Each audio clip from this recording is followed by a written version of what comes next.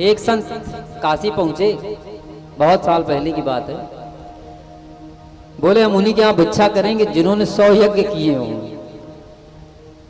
उस गांव में 100 यज्ञ किसी ने किए ही नहीं थे। काशी प्रांत के उस गांव में किसी ने यज्ञ नहीं किए थे।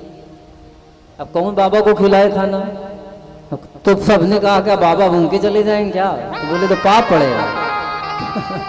तो बोले नहीं नहीं खिलाया जाएगा। तो एक आया कह रहा बाबा जी हमने 2 यज्ञ देखे हैं, किए नहीं है।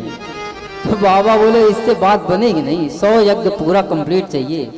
तो बोले इस गांव में नहीं है कोई।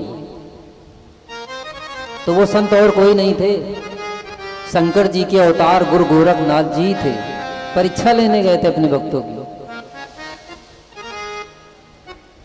गए तो एक कन्या जो है उसका उसी समय नवीन विवाह हुआ था, 18 वर्ष की आयु थी, पर बचपन से संतों का संग करती थी।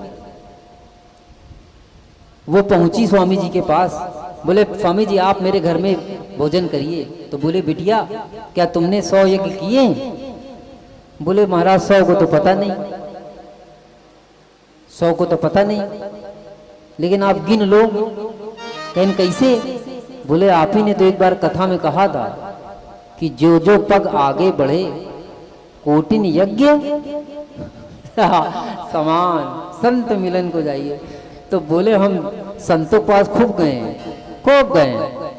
अब पैदल गए तो कितने कदम चले? अरबों कदम चले। तो अरबों यज्ञ हैं, एक कदम पे 1 लाख यज्ञ। तो सोचो आप गिन लो, आप तो 100 कह रहे हो, घटा लो 100। तो बात समझ में आ गई। तो देखो साधु जी, साधु के पास जाने से भला हो जाएगा, और जब साधु के पास जाएंगे भला हो जाएगा। तो भगवान तो बाद में मिलते हैं, पहले नहीं मिलते हैं, याद रखिएगा। किसी का साक्षात्कार पहले नहीं हुआ, और जिसको हुआ, एक तो संत हैं उसको भगवान ने प्रकट होकर दर्शन दिए और बोले पहले दीक्षा लो।